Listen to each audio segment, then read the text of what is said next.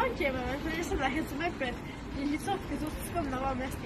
Tento rok oslavovať 99. narodeniny a budúci rok bude oslavovať 100. narodeniny. 3. septembra 1924 sa rokoval o knižnici a jej dizajnu. Tento rok oslavuje 94. narodeniny a ďalší rok bude oslavovať 100. výročie. Momentálne sa nachádzame pri knižnej bodke. Sú to vlastne knižky. Ja som si vybrala Alexander Dumas prvú časť. Ja som si vybrala tú istú, a len to bude druhá časť.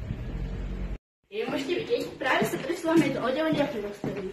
Ja môžete vidieť všetky knižky usporiadané podľa atitúdy. Ja som si vybrala knižku Odvíjatie vetrom.